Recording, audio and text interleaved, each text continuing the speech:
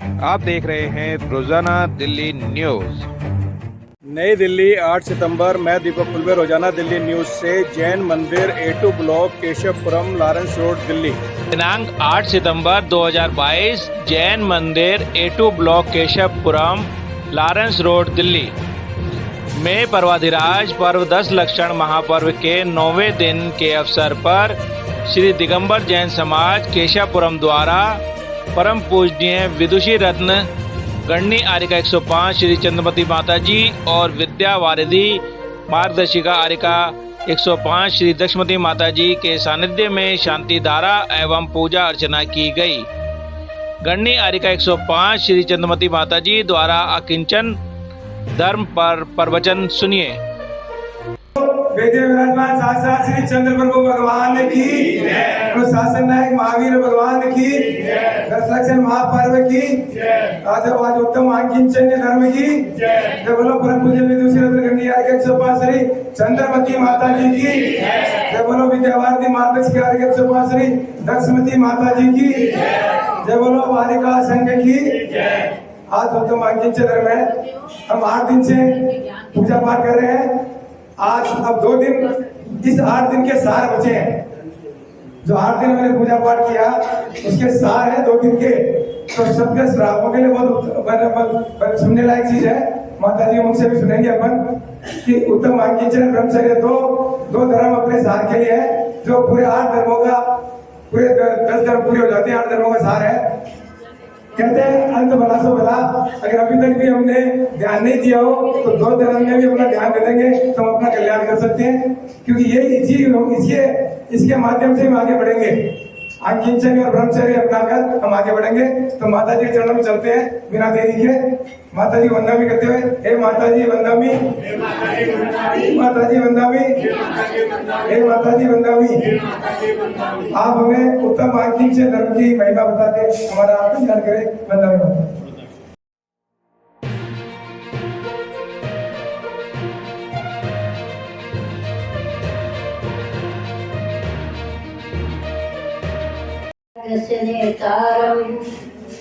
हेतारं कर्मभूषतां ज्ञातारं विश्वतत्त्वानां वन्दे सद्गुणगणैः।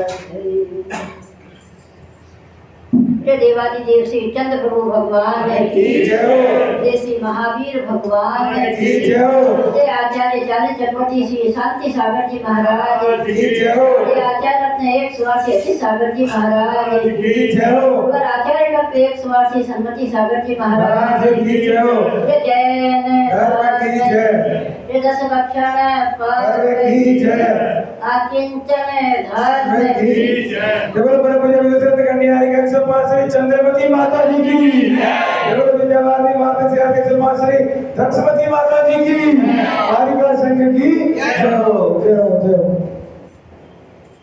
आज का धर्म है आकिंचन धर्म। आकिंचन का अर्थ क्या होता है? किंचित मात्र परिग्रह मेरा नहीं है। जब तक क्या है नमोती की दुख भागे।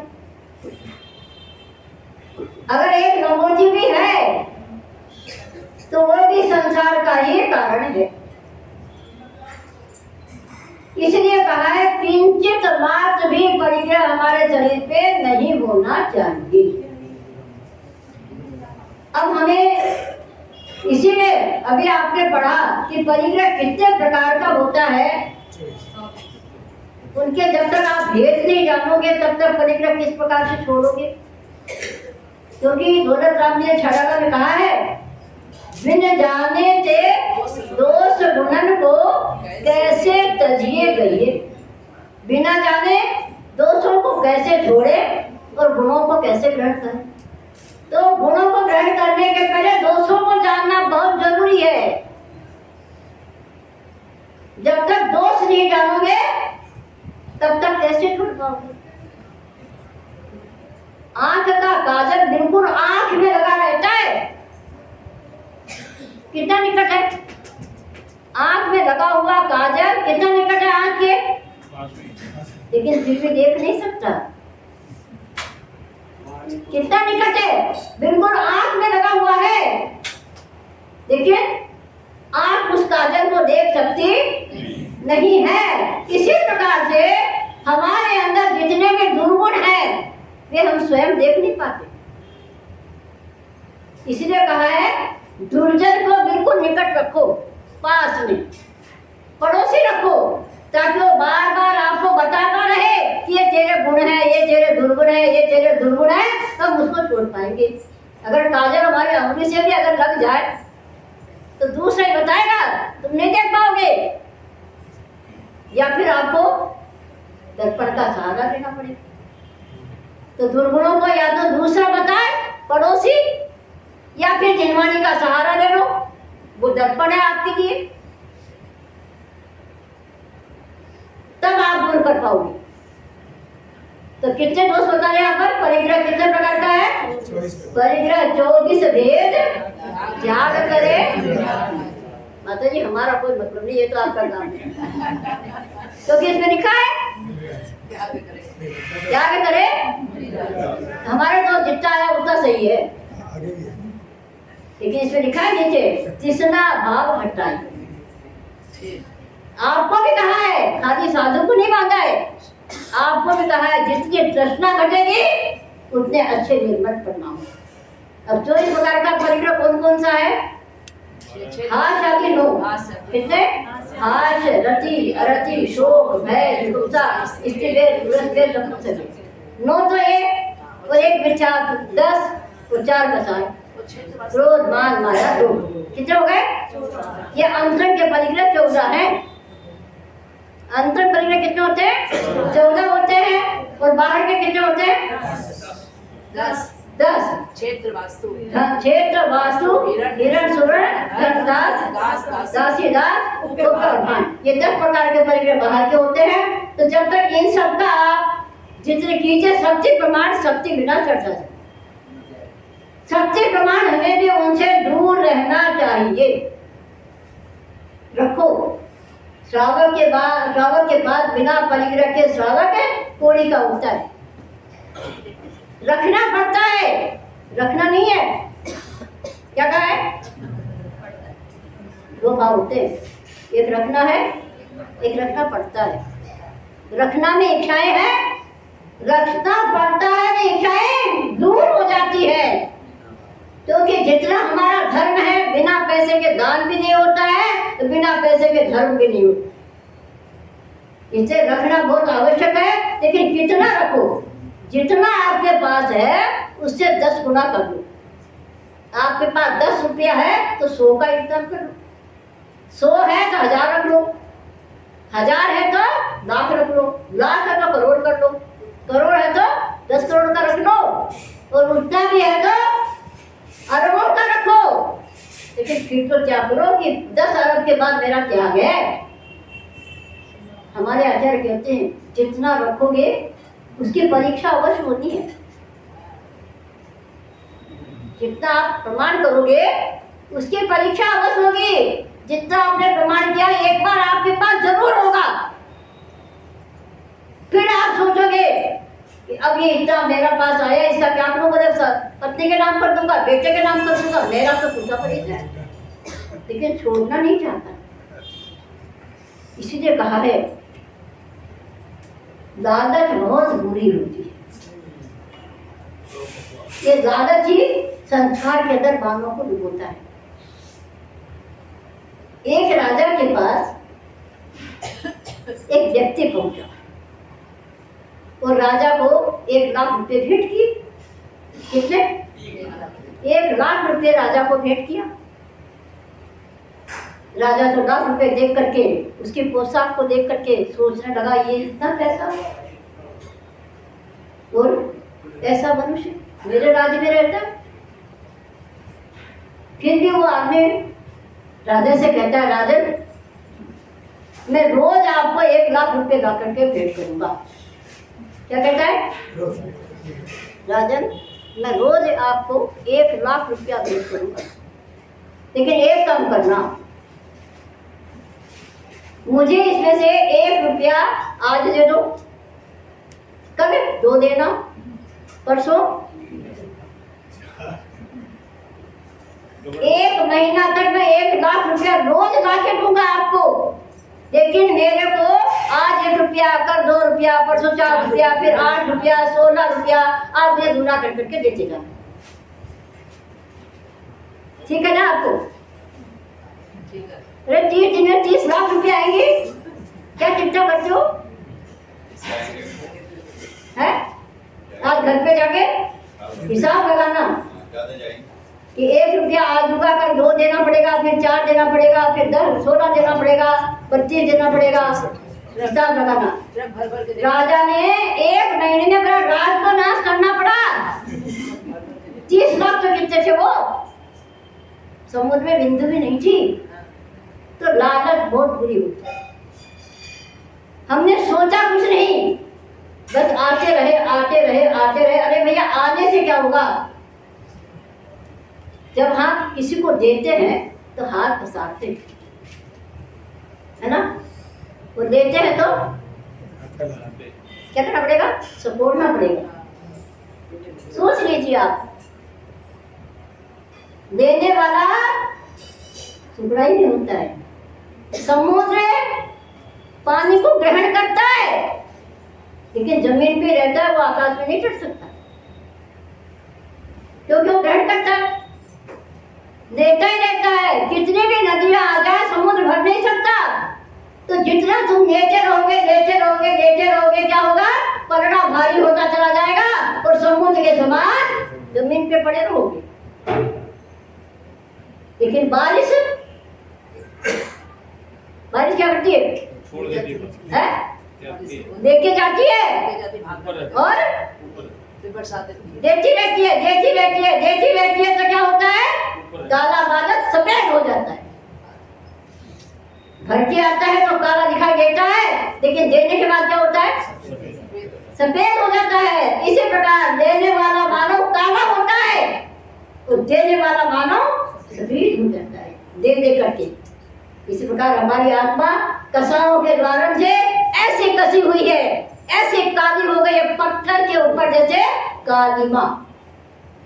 इसीलिए हमारे आचार्य कहते हैं, आत्मा काली हो कोई बात नहीं। क्या कहा? आत्मा काली हो कोई बात नहीं है, परंतु काली 2 चीज होती है। काली, कोयला काला होता है, सफेद होता है? कोयला सफेद होता है? कोयला काला ही होता है।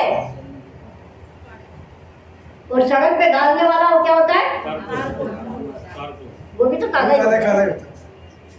सड़क पे डालने वाला तारकोल में तो काला ही होता है ना? तो हमारे आत्मा, हमारे आचार्य कहते हैं कोई बात नहीं, हमारी आत्मा काली है तो कोई तकलीफ नहीं है, लेकिन कोयला होनी चाहिए, तारकोल नहीं। हमारी आत्मा कोयला के समान काली है, कोई तकलीफ नहीं है, तारकोल के समान काली नहीं होनी चाहिए। क्योंकि कोयला तो जलने के बाद सफेद हो जाता है, लेकिन तारकोल को कितना भी तपा लो सफेद नहीं हो सकता। इसी प्रकार अभद्र की आत्मा तारकोल है।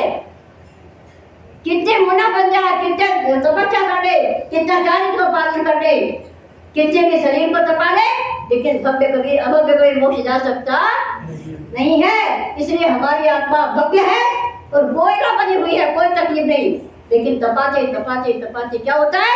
सफेद हो जाएगी एक दिन। इसी प्रकार इन परिग्रहों से जितने आप दूर रहोगे, उतने हमारी आत्मा ऊपर उठेगी।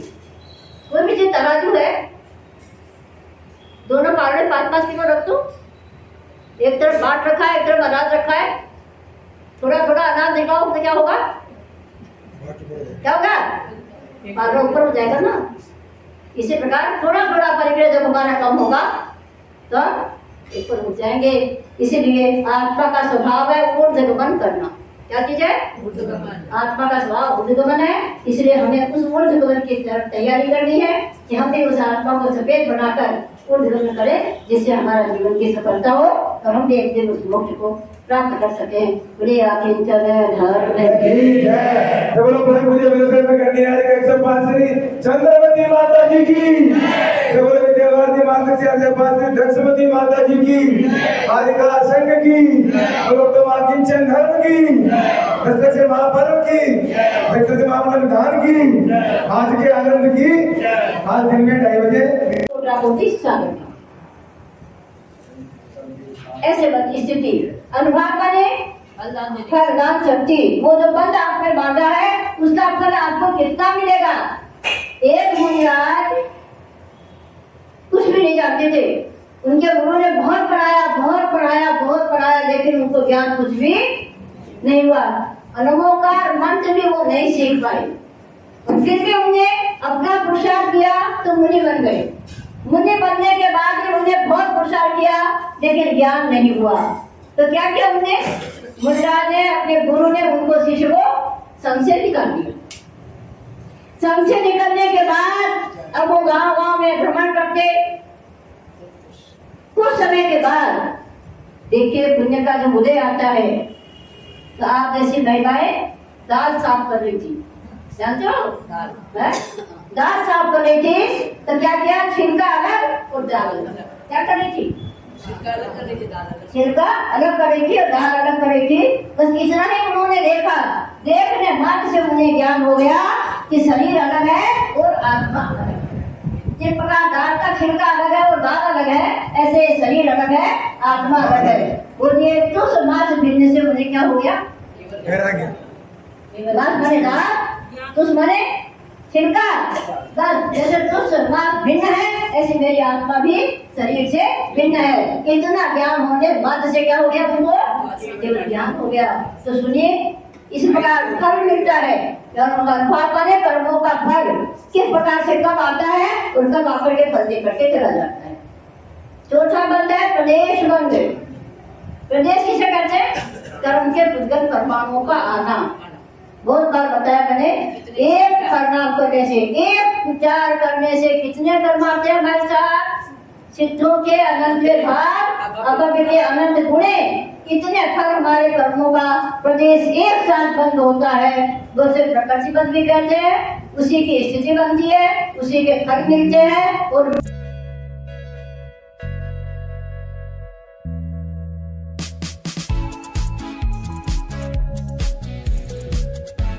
वीडियो लाइक करें, चैनल सब्सक्राइब करें और नोटिफिकेशन बेल को भी दबाएं ताकि लोड किया हर वीडियो आप तक पहुंचे। धन्यवाद।